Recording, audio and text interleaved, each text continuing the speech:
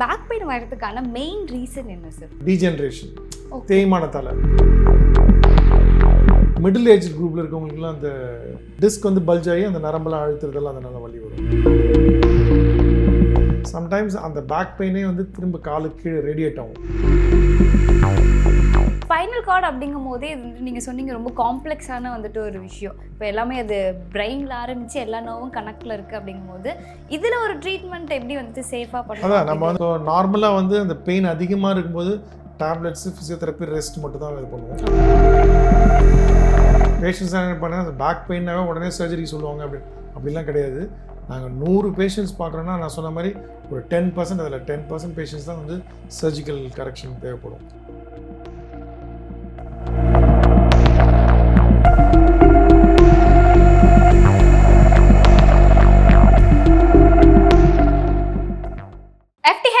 எல்லாருக்கும் ஒரு hi hello வணக்கம். இப்போ வந்துட்டு நிறைய யங்ஸ்டர்ஸாக இருக்கட்டும், இல்லை அடல்ட்ஸாக இருக்கட்டும் எல்லாருக்குமே வந்துட்டு காமனாக இருக்கிற பிரச்சனை என்ன அப்படின்னு சொல்லி கேட்டிங்கன்னா பேக் பெயின். ஸோ இந்த பேக் பெயின் எதனால் வருது, இதுக்கு என்ன மாதிரியான மெடிகேஷன்ஸ் எடுக்கணும் அப்படிங்கிறத பற்றி தான் இந்த வீடியோவில் நம்ம டிஸ்கஸ் பண்ண போகிறோம். ஸோ அதுக்காக இன்னைக்கு நம்ம கூட யார் வந்துட்டு பேச போகிறாங்க அப்படின்னு சொல்லி பார்த்தீங்கன்னா ortho surgeon Zakir Hussain sir தான் இருக்கார். அவரை வெல்கம் பண்ணிடலாம்.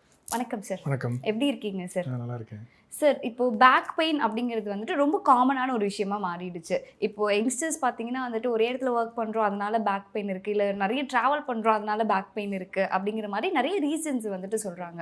ஆனால் அந்த பேக் பெயின் வரதுக்கான மெயின் ரீசன் என்ன சார்? பேக் பெயின் நீங்கள் சொன்ன மாதிரி it's a very common condition. Orthopaedics பொறுத்த வரைக்கும் ரொம்ப காமன். ஓகே. அது வந்து எல்லா ஏஜ் குரூப்பும் வரும். நீங்களே சொன்னீங்க இப்போ யங்கர் ஏஜ் குரூப்பு, அதுக்கப்புறம் வந்து very old up to 70 years வரைக்கும் கூட வரலாம். இப்போ வந்து இது எந்த ஏஜ் குரூப்பில் நார்மலாக ஜென்ரலாக வரும்னா 40 years ப்ளஸில் வந்து அந்த பேக் பெயின் வந்து கொஞ்சம் கொஞ்சம் வர ஆரம்பிக்கும் நார்மலாக. பட் இப்போது நிறைய பேஷண்ட்ஸ்க்கு நம்ம யங்கர் பேஷண்ட்ஸும் பார்க்குறோம். அது நிறைய வேரியஸ் ரீசன்ஸ் இருக்குது. இப்போ மெயின் ரீசன் பேக் பெயினுக்கு வர்றது எதுனா லிகமெண்ட்டோ மசிலோ ஸ்ட்ரெயின். இதுதான் ரொம்ப காமன். பிடிச்சி நம்ம பேக்கில் இடுப்பு பிடிச்சிச்சின்னு சொல்லுவோம், முதுகு பிடிச்சிச்சின்னு சொல்கிறது. அது வந்து இப்போ அந்த ஸ்பைன் வந்து பார்த்திங்கன்னா மல்டிபிள் ஜாயின்ட்ஸ் இருக்குது. அந்த மல்டிபிள் ஜாயின்ட்ஸில் சுற்றி லிகமெண்ட்ஸு, மசில்ஸ் எல்லாமே அட்டாச் ஆகுது. ஸோ சின்ன ஸ்ட்ரெயின் இருந்தாலும் அந்த பெயின் வரலாம். So it's very common. இந்த மசில் ஸ்ட்ரெயினாலையும் லிகமெண்ட் ஸ்ட்ரெயினால் வர்ற பேக் பெயின் வந்து ரொம்ப காமன். அது கொஞ்ச நாளைக்கு இருக்கும். டேப்லெட்ஸு, ஃபிசியோதெரப்பி எல்லாம் எடுத்தால் சரியாயிடும். அது இல்லாமல் வேறு பல்வேறு காரணங்கள் இருக்குது. நம்ம ஸ்பைன் வந்து பார்த்திங்கன்னா அது ஒரு தனி சப் ஸ்பெஷாலிட்டி மாதிரி ஒரு டிபார்ட்மெண்ட்டே தனியாக ஒர்க் பண்ணிட்டு இருக்காங்க அதுக்காக. ஸோ பல்வேறு காரணம் சொன்னது இது வந்து காமன் காஸ் வந்து இந்த லிகமெண்ட் ஸ்ட்ரெயினால் வருது. அடுத்தது இன்னொன்று வந்து பார்த்திங்கன்னா டீஜெனரேஷன், தேய்மானத்தால். வயதாக தேய்மானம். ஆமாம், அது ஒன்று வரும். அதுக்கப்புறம் வந்து இப்போ வந்து ரொம்ப வயசானவங்களுக்கு வந்து உள்ளே வந்து அந்த போன் ஃபார்மேஷன் வந்து அந்த கெனால் ஸ்டினோசிஸ் வரும். அதாவது அந்த அழுத்தம் உள்ள அதனால் வரும். ஓகே. அப்புறம் வந்து நம்ம மிடில் ஏஜ் குரூப்பில் இருக்கவங்களுக்குலாம் அந்த டிஸ்க் பல்ஜுன்னு நீங்கள் கேள்விப்பட்டிருப்பீங்க. ஆமாம், அந்த நடுவில் இருக்க அந்த ஜவ்வு மஜ்ஜை மாதிரி இருக்கும். அந்த 2 போனுக்கு நடுவில் ஸ்பைன் 2 போன் நடுவில். அதுக்கு பின்னாடி வந்து பார்த்திங்கன்னா நரம்புலாம் வருது, ஸ்பைனல் கார்டு வருது. அந்த ஸ்பைனல் கார்டு நரம்பு வரும். ஸோ அந்த டிஸ்க் வந்து பல்ஜ் ஆகி அந்த நரம்பெல்லாம் அழுத்துறதெல்லாம் அதனால் வலி வரும். ஓகே. ஸோ ஃபஸ்ட்டு வந்து பார்த்திங்கன்னா பேசிக்காக வந்து பேக் பெயின் இருக்கும், லோ பேக் பெயின். சம்டைம்ஸ் அந்த பேக் பெயினே வந்து திரும்ப காலுக்கு கீழே ரேடியேட் ஆகும், ரேடியேட்டிங் பெயின் சொல்லுவோம். ஸோ ஒரு ஸ்டேஜ் ஃபஸ்ட்டு வந்து பேக் பெயின் மட்டும் இருக்கும். அப்போ வந்து அது மெக்கானிக்கல் பெயினாக இருக்கலாம் சில நேரத்தில்.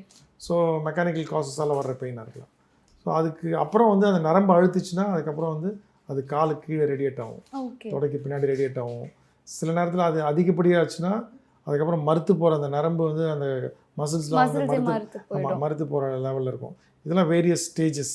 ஸோ ஒரு ஸ்டேஜஸ்க்கு தகுந்த மாதிரி அந்த ட்ரீட்மெண்ட் நம்ம தரோம். Okay sir. நீங்கள் சொன்னீங்க இனிஷியல் ஸ்டேஜில் வந்து நான் மெடிசின்ஸ் வந்துட்டு எடுத்துக்கலாம், இல்லை ஃபிசியோதெரப்பி ஏதாவது பண்ணிக்கலாம் அப்படின்னு சொன்னீங்க. ஸோ இப்போ இது டெவலப் ஆகிட்டே இருக்கும்போது எந்த ஸ்டேஜில் வந்துட்டு இல்லை கண்டிப்பாக நம்ம போய் ஒரு டாக்டரை பார்த்தே ஆகணும் அப்படின்னா எந்த ஸ்டேஜ் சார் அது? இல்லை, இப்போ ஃபஸ்ட்டு வந்து நம்ம பேக் பெயின் வருதுன்னா யூஸ்வலாக வந்து எல்லாமே நிறைய பேர் ஹோம் ரெமடிஸ் மாதிரி கொஞ்சம் தைலம் தடுவாங்க, கொஞ்சம் ஒத்தரம் கொடுப்பாங்க, அதெல்லாமே இருக்கும்.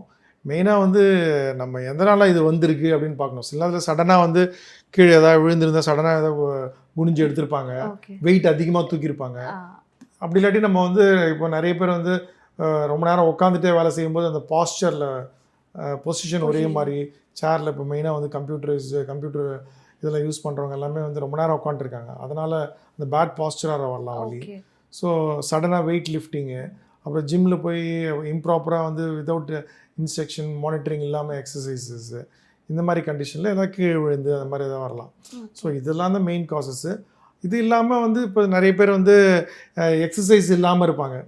சுத்தமாக எக்ஸசைஸ் இல்லைன்னா அந்த பேக் மசில்ஸ்லாம் வந்து ஒரு மாதிரி லூஸாக ஃப்ளாபியாக இருக்கும், அந்த ஸ்ட்ரென்த் இருக்காது மசில்ஸ்க்கு. ஸோ அதனால் வரலாம். அதுக்கப்புறம் இன்னொன்று வந்து ஓவர் வெயிட் அதிகமாக இருக்கவங்களுக்கும் வந்து பேக் பெயின் அடிக்கடி வர்றதுக்கான வாய்ப்புகள் இருக்குது.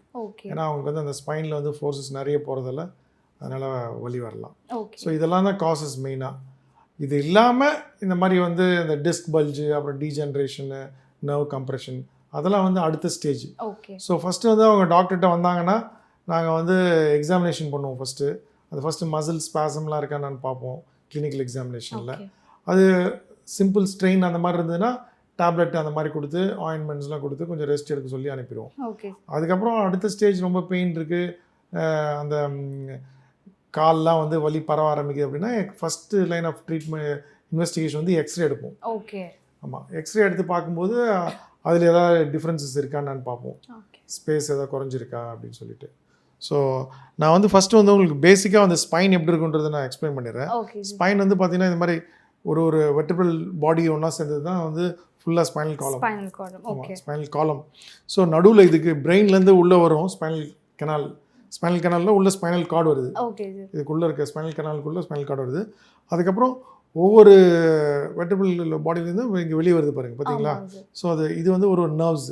இப்போ அந்த கழுத்தில் இருக்க நரம்புலாம் வந்து கையோட, அப்புறம் அப்படியே இங்கே கீழே வரும். இது லம்பார் வந்து பார்த்தீங்கன்னா கீழே காலு கடை வரும்.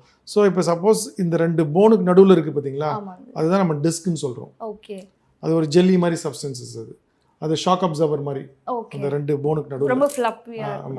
ஸோ இது ஷாக் அப்சர்வர் மாதிரி இருக்கும் நடுவில். ஸோ இதில் வந்து சப்போஸ் இது வந்து விலகிருச்சுன்னா தான் நம்ம டிஸ்க் பல்ஜுன்னு சொல்கிறோம்.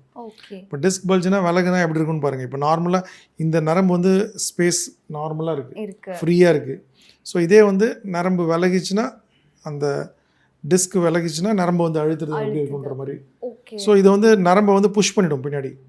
இந்த டிஸ்க் வந்து புஷ் பண்ணும்போது அழுத்தும் போது அதனால் வலி ஏற்படும், அந்த காலுக்கு வலி பரவறதுக்கு வாய்ப்பு இருக்குது.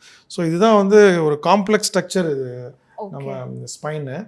ஸோ அது டிஃப்ரெண்ட் வேரியஸ் ஸ்டேஜஸில் நம்ம அதுக்கு தகுந்த மாதிரி ட்ரீட்மெண்ட் தனித்தனியாக கொடுப்போம். ஓகே சார், இப்போ நம்ம முன்னாடி வந்துட்டு லெக்ஸுக்கு கூட வந்துட்டு பார்த்துருக்கோம் ட்ரீட்மெண்ட் இருக்குன்னு, பிஆர் பண்ணலாம் அப்படின்னா கூட சொன்னோம். பட் ஸ்பைனல் கார்டு அப்படிங்கும் போதே இது வந்துட்டு நீங்கள் சொன்னீங்க ரொம்ப காம்ப்ளெக்ஸான வந்துட்டு ஒரு விஷயம். இப்போ எல்லாமே அது பிரெயினில் ஆரம்பித்து எல்லா நோவும் கனெக்டில் இருக்குது அப்படிங்கும் போது இதில் ஒரு ட்ரீட்மெண்ட் எப்படி வந்துட்டு சேஃபாக பண்ணலாம்? அதான் நம்ம வந்து ஃபஸ்ட்டு சொன்ன மாதிரி இப்போ மசில் ஸ்ப்ரெயின் இருந்தால் நம்ம டேப்லெட் மட்டும் கொடுப்போம். அடுத்த ஸ்டேஜில் வந்து சப்போஸ் அந்த நம்ம லெக்லாம் ரைஸ் பண்ணி பார்க்கும்போது ஸ்ட்ரைட் லெக் டெஸ்ட்னு ஒன்று இருக்குது. ஸோ அப்போ வந்து அவங்க வந்து எவ்வளோ டிகிரிஸ் மேலே போகுதுன்னு பார்ப்போம். 90 டிகிரிஸ் வரைக்கும் போச்சுன்னா அது ஒன்றும் பிரச்சனை கிடையாது. இதே ஒரு லெஸ் தென் 60-70 டிகிரிஸ்க்கு அது மாதிரி இருந்ததுன்னா ஸோ அப்போ நர்வ் கம்ப்ரெஷன் இருக்குன்னு தெரியும். So first line of treatment வந்து இந்த டேப்லெட்ஸோட கொஞ்சம் ஃபிசியோதெரப்பி பண்ணுவோம். ஆமாம், ஃபிசியோதெரப்பி கொடுக்க சொல்லுவோம். அதுக்கப்புறம் அதுக்கு ஃபிசியோதெரப்பி முடிஞ்சதுக்கப்புறம் எக்ஸசைஸ், ஒரு அந்த back muscle strengthening exercises, spinal extension exercises, இதெல்லாமே வந்து ப்ரிஸ்கிரைப் பண்ணணும்னா ஃபிசியோதெரபிஸ்ட் சொல்லி தருவாங்க. ஸோ அதை நம்ம பண்ணலாம். ஸோ நார்மலாக வந்து அந்த பெயின் அதிகமாக இருக்கும்போது டேப்லெட்ஸு, ஃபிசியோதெரப்பி, ரெஸ்ட் மட்டும் தான் இது பண்ணுவோம். ஒன்ஸ் அந்த பெயின் குறைய அதுக்கப்புறம் தான் நம்ம அந்த எக்ஸசைஸ் ரெஜிம் ஸ்டார்ட் பண்ணுவோம். ஸோ ரொட்டீனாக வந்து அந்த பேக் மசில் ஸ்ட்ரென்தன் பண்ணாவே அந்த பெயின் அடிக்கடி வர்றதுக்கான வாய்ப்புகள் குறைவு. ஸோ இதுதான் first line of treatment. So இதில் வந்து நம்ம வந்து அதுக்கப்புறம் அடுத்து சப்போஸ் அந்த டிஸ்க் பல்ஜ் இருக்குது அப்படின்னு தெரிஞ்சோன்னா அந்த ஆன்டி இன்ஃப்ளமேட்டரி டேப்லெட்ஸ்லாம் கொடுத்துட்டு, ஸோ அதில் கேட்கலன்னா நெக்ஸ்ட் வந்து நம்ம ஸ்பைனல் இன்ஜெக்ஷன்ஸ் இருக்குது. ஸ்பைனல் கார்டில் அந்த இன்ஜெக்ஷன் போடலாம். ஸோ அது போட்டோம்னா அந்த இன்ஃப்ளமேஷனை குறைக்கும். அது இன்ஃப்ளமேஷன் குறைச்சா வலி குறையிறதுக்கான வாய்ப்புகள் இருக்குது. இதுதான் வந்து நான் சர்ஜிக்கல் ட்ரீட்மெண்ட்டு. மெயினாக வந்து இப்போ வந்து ஒரு 100 பேர் இந்த spinal back pain, spinal cord issues எல்லாம் வராங்கன்னா அதில் 90% பேர் வந்து பார்த்திங்கன்னா இந்த ஃபிசியோதெரப்பி, டேப்லெட்ஸு, இந்த ட்ரீட்மெண்ட்டு, இந்த எக்ஸசைசஸ்ஸு இதுலேயே மோஸ்ட்லி க்யூர் ஆகிடும். அந்த 10% தான் வந்து அந்த சர்ஜிக்கல் ட்ரீட்மெண்ட்டுக்கு போவாங்க. அது என்ன மாதிரியான கேஸ் அந்த சர்ஜிக்கல் பார்ட்? சர்ஜிக்கல் வந்து அதான் சொல்கிறேன், அது டிஃப்ரெண்ட் காசஸ் இருக்குது. அதை நம்ம ஒன்று ஒன்றா பார்க்கலாம். பட் ஜென்ரலாகவே நம்ம பேஷண்ட்ஸ் என்ன பண்ணால் பேக் பெயின்னாவே உடனே சர்ஜரி சொல்லுவாங்க அப்படிலாம் கிடையாது. நாங்கள் 100 பேஷண்ட்ஸ் பார்க்குறோன்னா நான் சொன்ன மாதிரி ஒரு 10% அதில் 10% பேஷண்ட்ஸ் தான் வந்து சர்ஜிக்கல் கரெக்ஷன் தேவைப்படும். Okay sir. ஸோ அதில் வந்து மெயினாக வந்து பார்த்தீங்கன்னா அந்த டிஸ்க் பல்ஜ் வந்து வெரி காமன். ஓகே. யங் ஏஜ்லேயே வரும். சில நேரத்தில் வந்து ஒரு 20 இயர்ஸ் 25 இயர்ஸ் ஏஜில் கூட வர்றதுக்கு வாய்ப்பு இருக்குது. சடனாக ஏதாவது வெயிட் தூக்கியிருப்பாங்க, ஸோ ஏதாவது வெயிட் லிஃப்டிங் பண்ணுவாங்க, இல்லை கீழே ஏதாவது விழுந்திருப்பாங்க, இல்லை பைக் ரொம்ப நேரம் யூஸ் பண்ணுவாங்க. இந்த ஷாக் அப்சார்பர்ஸ்லாம் சில நேரத்தில் சரியில்லாமல் லாங் ஸ்டாண்டிங் அந்த மாதிரி நேரத்தில் சடனாக அந்த டிஸ்க் வந்து பல்ஜ் ஆகிறதுக்கான வாய்ப்பு இருக்குது. பல்ஜ் ஆகி அந்த நரம்பை ரொம்ப அழுத்திட்டு காலெலாம் வலி போகுது, காலுக்கெலாம் வலி பரவுது, எந்த ட்ரீட்மெண்ட்டும் சரியாகலைன்னா அப்போ வந்து நாங்கள் வந்து சர்ஜரி. ஆமாம், அந்த சர்ஜரி வந்து பார்த்தீங்கன்னா ஒரு மைக்ரோ டிஸ்கெக்டமின்னு இருக்குது. ஸோ அது வந்து ஒரு சின்ன இன்சிஷன் போட்டு அந்த டிஸ்க் மட்டும் அந்த விலகின அந்த டிஸ்கை மட்டும் ஸ்கூப் பண்ணி எடுத்துருவோம். அது ஒரு சின்ன ஆப்ரேஷன் தான்.